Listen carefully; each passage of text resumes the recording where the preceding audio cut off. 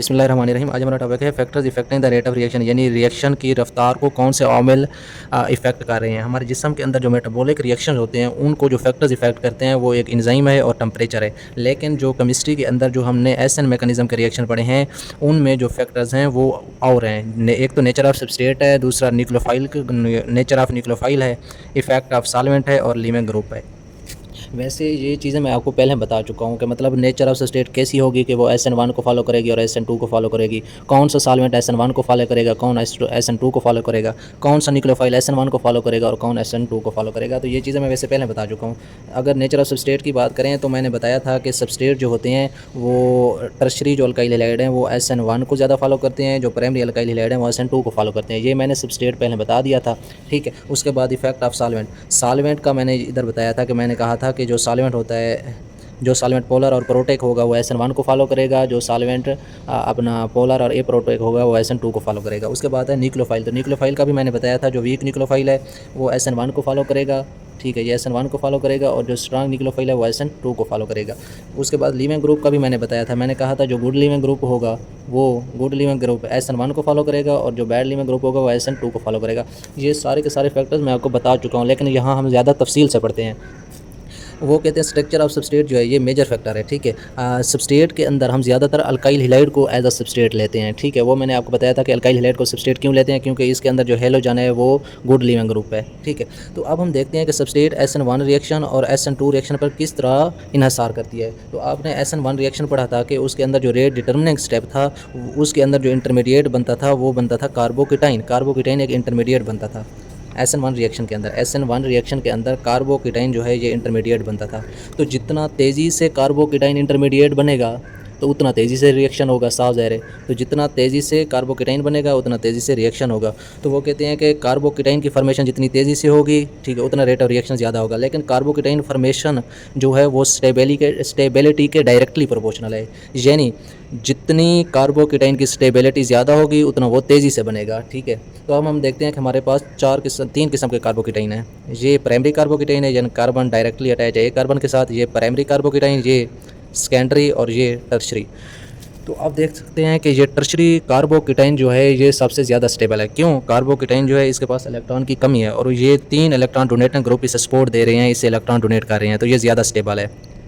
क्योंकि tertiary carbocation ज़्यादा stable है तो ये ज़्यादा तेज़ी से बनेगा और रेट ऑफ रिएक्शन भी इसी का ज़्यादा होगा। तो टर्शरी का ज़्यादा होता है बानिस्बत सेकेंडरी का ज़्यादा होता है बानिस्बत प्राइमरी में से ये भी प्राइमरी है ये भी, लेकिन इसका ज़्यादा होता है और इसका सबसे कम होता है। तो समझ में आ गया कि जितना कार्बोकेटाइन ज़्यादा स्टेबल होगा उतना वो तेज़ी से बनेगा, जितना वो तेज़ी से बनेगा उतना रेट ऑफ रिएक्शन ज़्यादा होगा। इसका मतलब है सबस्ट्रेट की नेचर SN1 के अंदर रेट ऑफ रिएक्शन को अपना इफ़ेक्ट कर रही है। तो आप कह सकते हैं कि जो टर्शरी कार्बोकेटाइन है ये ज़्यादा फेवरेबल है SN1 रिएक्शन के अंदर, ठीक है। तो अब मैं SN2 की बात करता हूँ। आपने SN2 के अंदर देखा था कि आपके पास बनती है ट्रांजिशन स्टेट, ठीक है। ट्रांजिशन स्टेट जो बनती है इसमें कार्बन के साथ 5 ग्रुप अटैच हैं, ठीक है। अगर ये ट्रांजिशन स्टेट बनने से पहले इस न्यूक्लियोफाइल ने इधर करना है अटैक, ठीक है। तो अगर लार्ज अल्काइल ग्रुप होंगे, इसके साथ साथ वाले जो अल्काइल ग्रुप हैं ये ज़्यादा बड़े होंगे तो ये न्यूक्लियोफाइल आसानी से अटैक नहीं कर सकेगा, ठीक है। अगर लार्ज अल्काइल ग्रुप होंगे तो जो सेंट्रल कार्बन है उसके साथ अगर लार्ज अल्काइल ग्रुप अटैच हैं, यानी इस कार्बन के साथ ये वाले अल्काइल ग्रुप बड़े बड़े हों, यानी ये CH3 C2H5 CH3 CH2 CH5 हो, यानी बड़े बड़े अल्काइल ग्रुप हों, यानी ये वाला कार्बन हेवीली क्राउडेड हो, तो फिर जो न्यूक्लियोफाइल है वो इससे आसानी से अप्रोच नहीं कर सकेगा। जब आसानी से अप्रोच नहीं कर सकेगा तो ये वाला प्रोडक्ट आसानी से नहीं बनेगा। तो इसलिए वो कहते हैं कि जो अपना SN2 रिएक्शन के अंदर जो ट्रांजिशन स्टेट बननी होती है उसके इर्द गिर्द जो ग्रुप हैं वो छोटे छोटे होने चाहिए, ठीक है। मतलब जो प्राइमरी होंगे वो ज़्यादा सपोर्ट करेंगे बानिस्बत सेकेंडरी के, बानिस्बत टर्शरी के। प्राइमरी सबसे ज़्यादा सपोर्ट करते हैं SN2 को बानिस्बत सेकेंडरी बानिस्बत टर्शरी के। वो मैंने रीज़न बता दिया है कि अगर टर्शरी होंगे तो बड़े बड़े ग्रुप इधर भी CH3 होगा, इधर भी CH3, इधर भी CH3, तो ये सारे के सारे इस न्यूक्लियोफाइल को अटैक नहीं करने देंगे, यानी अटैक करने से रोकेंगे और रेट ऑफ रिएक्शन कम हो जाएगा। तो इसलिए प्राइमरी जो है ये SN2 को फॉलो करता है क्योंकि ट्रांजिशन बननी होती है। मिसाल के तौर पे मेरे पास एक एग्ज़ाम्पल है नियोपेंटाइल क्लोराइड, ठीक है। ये वाले पहले देख लें। ये आपके पास एक न्यूक्लियोफाइल था, ठीक है। ये आपके पास एक सबस्ट्रेट था, इसके साथ जितने भी कार्बन हैं ये बल्कि ग्रुप अटैच हैं, बड़े बड़े ग्रुप अटैच हैं, तो ये आसानी के साथ इस पे अटैक नहीं कर सकेगा। जब आसानी के साथ अटैक नहीं कर सकेगा तो रेट ऑफ रिएक्शन कम हो जाएगा। इसलिए तो वो कहते हैं कि अगर इधर बल्कि ग्रुप आ गया SN2 में तो रेट ऑफ रिएक्शन कम हो जाएगा, ठीक है। मसलन लेकिन प्राइमरी अगर आ गया, ठीक है, उसके इर्द गिर्द बल्कि ग्रुप ना हुए तो तब रेट ऑफ रिएक्शन ज़्यादा होगा। प्राइमरी में सबसे ज़्यादा होता है। लेकिन आप ये दो मिसालें देख रही हैं, ये भी कार्बन प्राइमरी है, ठीक है, क्योंकि ये एक कार्बन के अटैच के साथ अटैच है। ये भी प्राइमरी है क्योंकि ये डायरेक्टली एक कार्बन के साथ अटैच है। लेकिन इनमें से रेट ऑफ रिएक्शन किसका ज़्यादा होगा? अगर ये SN2 को फॉलो करें तो रेट ऑफ रिएक्शन इसका ज़्यादा होगा। क्यों? अगरचे ये भी प्राइमरी है, ये भी प्राइमरी है, ये भी प्राइमरी है ना, तो प्राइमरी तो वैसे प्राइमरी के अंदर SN2 रेट ऑफ रिएक्शन ज़्यादा होता है, लेकिन इसके साथ बल्कि ग्रुप आ गया इसलिए इसका रेट ऑफ रिएक्शन कम होगा, इसका रेट ऑफ रिएक्शन ज़्यादा होगा, ठीक है। तो अब मैं कह सकता हूँ कि अगर हमारे पास प्राइमरी सबस्ट्रेट है, प्राइमरी अल्काइल हैलाइड सबस्ट्रेट है, तो वो SN2 को फॉलो करेगी, मतलब उसके इर्द गिर्द बल्कि ग्रुप नहीं है तो SN2 को फॉलो करेगी। अगर टर्शरी अल्काइल हैलाइड है तो इसका मतलब है टर्शरी कार्बोकेटाइन बनेगा, और टर्शरी कार्बोकेटाइन ज़्यादा स्टेबल होता है और वो SN1 को फॉलो करेगा, ठीक है। और जो सेकेंडरी होते हैं इस ये SN1 और SN2 को दोनों को फॉलो करते हैं। यहाँ तक बात समझ में आ गई, ठीक है। अब हम चलते हैं, ये था स्ट्रक्चर ऑफ सबस्ट्रेट, ठीक है। अब हम देखते हैं इफेक्ट ऑफ न्यूक्लियोफाइल क्या है, न्यूक्लियोफाइल का इफेक्ट क्या है। न्यूक्लियोफाइल दो किस्म के होते हैं, एक स्ट्रांग न्यूक्लियोफाइल होता है, एक वीक न्यूक्लियोफाइल होता है। तो जो SN1 के अंदर जो रेट डिटर्मिनिंग स्टेप था, ठीक है, SN1 के अंदर ये रेट डिटर्मिनिंग स्टेप था, इसके अंदर न्यूक्लियोफाइल है ही नहीं। न्यूक्लियोफाइल था दूसरे स्टेप में आकर अटैक करता है। रेट डिटर्मिनिंग स्टेप के अंदर न्यूक्लियोफाइल जब है ही नहीं तो वो SN1 मैकेनिज्म को किस तरह असरअंदाज करेगा? तो आपको पता है रेट डिटर्मिनिंग स्टेप के अंदर न्यूक्लियोफाइल इन्वॉल्व ही नहीं होता है SN1 के अंदर। तो चाहे आप न्यूक्लियोफाइल की कंसंट्रेशन बढ़ा दें, चाहे न्यूक्लियोफाइल की कंसंट्रेशन कम कर दें, तो रेट ऑफ रिएक्शन सेम रहेगा, ठीक है। मसलन hydrolysis of tertiary butyl chloride, ये मैं आपको दिखाता हूँ, ये है टर्शरी ब्यूटाइल क्लोराइड है, ठीक है। इसके अंदर आपने यहाँ न्यूक्लियोफाइल OH नेगेटिव लगाया, यहाँ न्यूक्लियोफाइल H2O लगाया। आपको पता है जो OH नेगेटिव न्यूक्लियोफाइल है ये स्ट्रांग न्यूक्लियोफाइल है और ये वीक न्यूक्लियोफाइल है।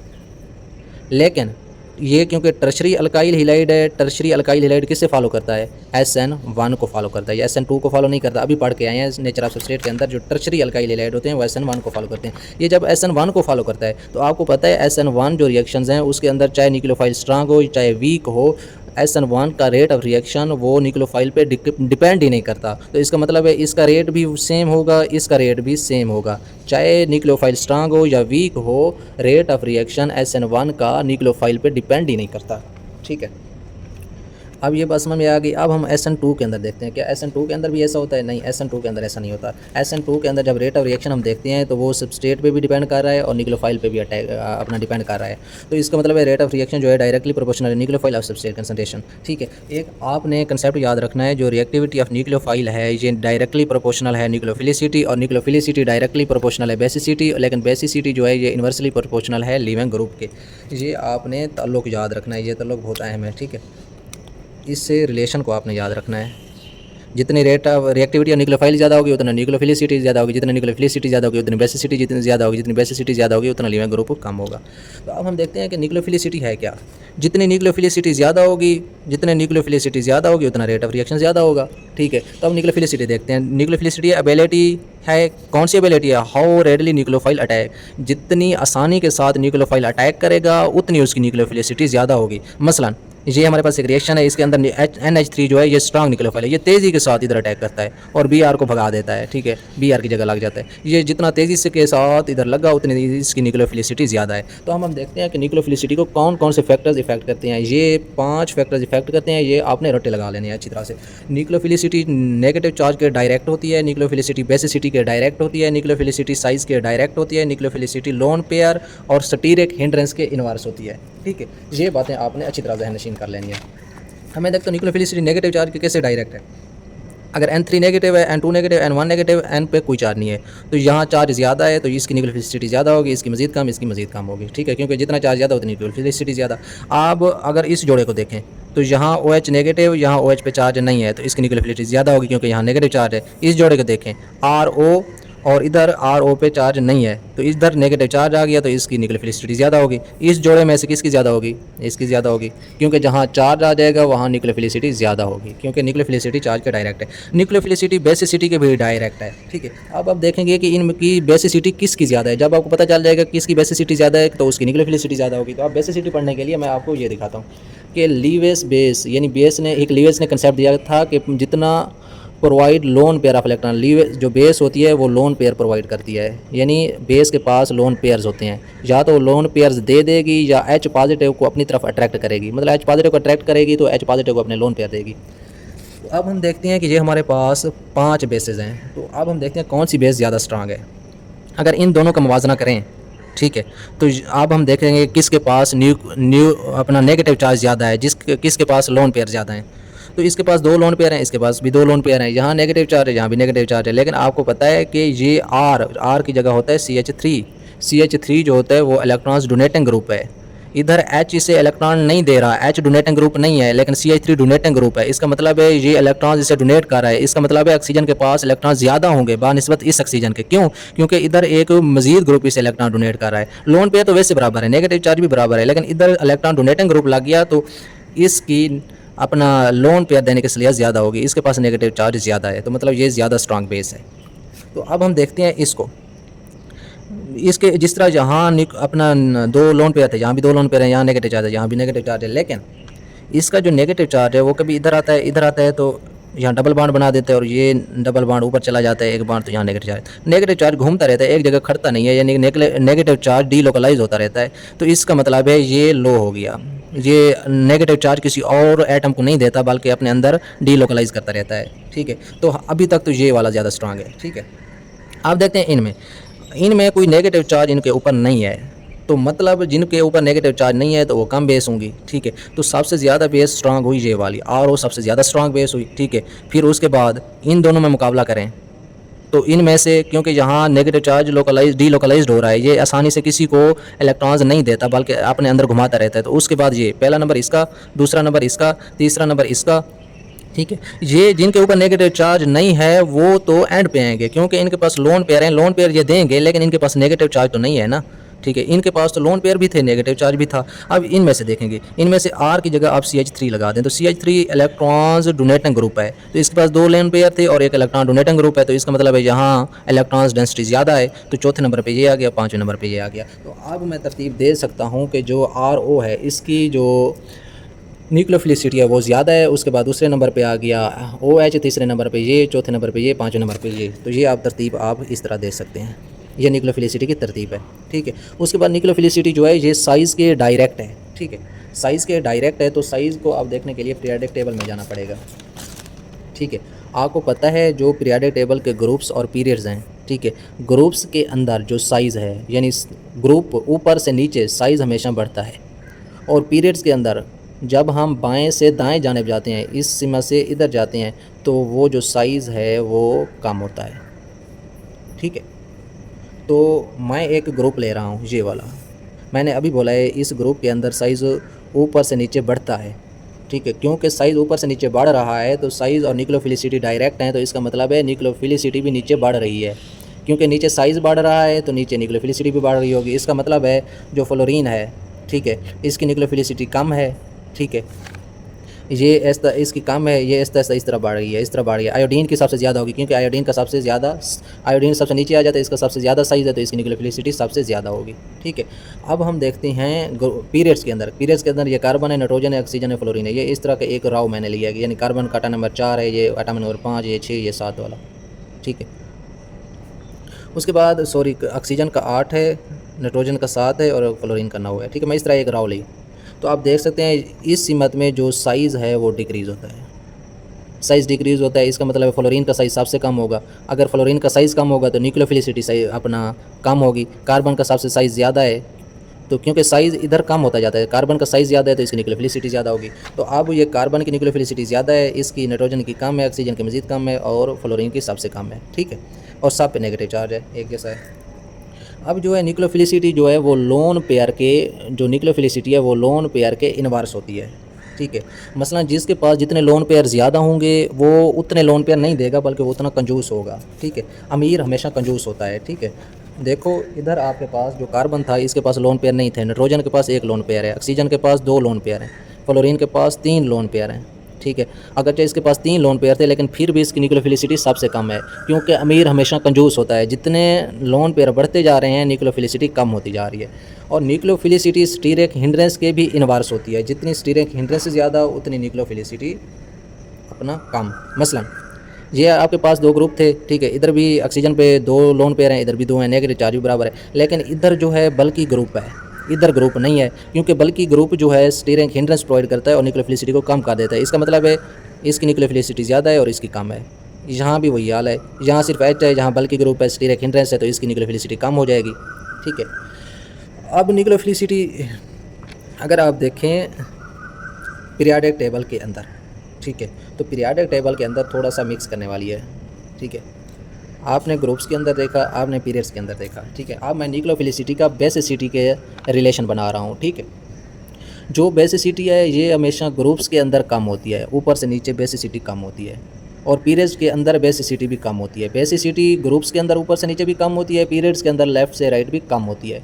लेकिन अभी हमने पढ़ा है जो न्यूक्लियोफिलिसिटी है वो साइज़ के डायरेक्ट है। ठीक है। तो ग्रुप्स के अंदर न्यूक्लियोफिलिसिटी ऊपर से नीचे बढ़ रही है। बढ़ क्यों रही है? क्योंकि साइज़ बढ़ रहा है। ठीक है। न्यूक्लियोफिलिसिटी और साइज़ डायरेक्ट है। तो इधर जो पीरियड्स के अंदर है, क्योंकि लेफ़्ट से राइट साइज़ कम हो रहा है तो न्यूक्लियोफिलिसिटी भी कम हो रही है। क्यों? क्योंकि न्यूक्लियोफिलिसिटी और साइज़ एक दूसरे के डायरेक्ट हैं। तो अब मैं रिलेशन बना सकता हूँ कि ग्रुप्स के अंदर न्यूक्लियोफिलिसिटी और बेसिसिटी एक दूसरे के इन्वर्स हैं। कैसे इन्वर्स हैं? ऊपर से नीचे बेसिसिटी कम हो रही थी लेकिन न्यूक्लियोफिलिसिटी बढ़ रही थी, तो ये एक दूसरे के इन्वर्स हो गए।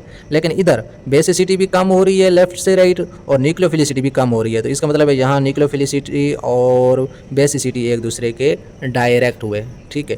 पीरियाडिक टेबल के अंदर अगर बात करें तो वहाँ पे ग्रुप्स के अंदर न्यूक्लियोफिलिसिटी और बेसिसिटी इन्वर्स हैं और पीरियड्स के अंदर एक दूसरे के डायरेक्ट हैं। अगर मज़ीद मैं एक एग्जांपल की बात करूँ तो आपके पास एक एग्जांपल है, ये एक ग्रुप्स है, ये आपके पास ग्रुप है। इस ग्रुप में से मैं ऑक्सीजन और सल्फ़र ले लेता हूँ। ठीक है। ये मैंने ऑक्सीजन ली और ये मैंने सल्फ़र ली। ठीक है। क्योंकि ऑक्सीजन और सल्फ़र में से सल्फ़र नीचे खड़ा है तो इसका मतलब है इसका साइज़ भी बड़ा होगा। जब साइज़ बड़ा होगा तो न्यूक्लियोफिलिसिटी भी ज़्यादा होगी। तो मैं कह सकता हूँ कि जो सल्फ़र है इसका साइज़ भी बड़ा है, इसकी न्यूक्लियोफिलिसिटी भी ज़्यादा है। किसकी निस्बत? ऑक्सीजन की निस्बत। ठीक है। लेकिन अब बेसिसिटी जब देखूंगा तो बेसिसिटी आपको पता है ऊपर से नीचे बेसिसिटी कम होती है। तो बेसिसिटी की अगर बात करूं तो ऑक्सीजन की बेसिसिटी ज़्यादा है और सल्फ़र की कम है। तो अब बेसिसिटी की बात करूं तो सल्फ़र की कम है और ऑक्सीजन की ज़्यादा है। तो वो कहते हैं कि बेसिसिटी और न्यूक्लियोफिलिसिटी हमेशा डायरेक्टली प्रोपोर्शनल नहीं होते, बल्कि पीरियाडिक टेबल में इनकी तरतीब चेंज हो जाती है। ठीक है। पीरियाडिक टेबल में ग्रुप्स के अंदर न्यूक्लियोफिलिसिटी और बेसिसिटी इन्वर्स हो जाते हैं और पीरियड्स के अंदर डायरेक्ट रहते हैं। ठीक है। ये बात आपको समझ में आ गई। अब हम चलते हैं, ये आपने न्यूक्लियोफिलिसिटी के 5 फैक्टर पढ़े। एक पढ़ा अपना नेगेटिव चार्ज, एक बेसिसिटी, लेकिन बेसिसिटी मैंने बताया है इधर तो बेसिसिटी न्यूक्लियोफिलिसिटी के डायरेक्ट है, लेकिन पीरियाडिक टेबल के अंदर थोड़ी बहुत चेंजिंग आती है, वो मैंने आपको बता दी। न्यूक्लियोफिलिसिटी साइज़ के डायरेक्ट होती है हमेशा। ठीक है। और न्यूक्लियोफिलिसिटी लोन पेयर के इन्वर्स होती है, स्टीरिक हिंड्रेंस के भी इन्वर्स होती है। अब मैं चलने लगा हूँ नेचर ऑफ लिविंग ग्रुप पे। ठीक है। नेचर ऑफ लिविंग ग्रुप 2 तरह के होते हैं, या गुड लिविंग ग्रुप होते हैं या बैड लिविंग ग्रुप होते हैं। ठीक है। लेकिन गुड लिविंग ग्रुप वो होता है जो जब वो अलहदा होता है, जब वो डिपार्ट होता है तो वो स्टेबल बन जाता है। यानी डिपार्ट होने के बाद जितना ग्रुप ज़्यादा स्टेबल बनेगा उतना वो गुड लिविंग ग्रुप होगा। तो मैंने बताया था जो गुड लिविंग ग्रुप हैं वो SN1 को फॉलो करते हैं, जो बैड लिविंग ग्रुप हैं वो SN2 को फॉलो करते हैं। क्योंकि जब गुड लिविंग ग्रुप होगा तो वो तेज़ी से छोड़ जाएगा और कार्बोकेटाइन बना देगा। कार्बोकेटाइन SN1 में बनता है। ठीक है। ठीक है।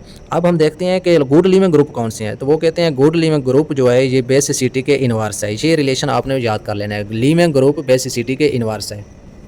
इसका मतलब है हम देखते हैं हैलाइड। मैंने अभी पीरियाडिक टेबल उठाया। ठीक है। पीरियाडिक टेबल के अंदर मैंने बताया कि जो बेसिसिटी है वो ग्रुप्स के अंदर ऊपर से नीचे क्या होती है? कम होती है। तो इसका मतलब है आयोडीन की बेसिसिटी सबसे कम होगी।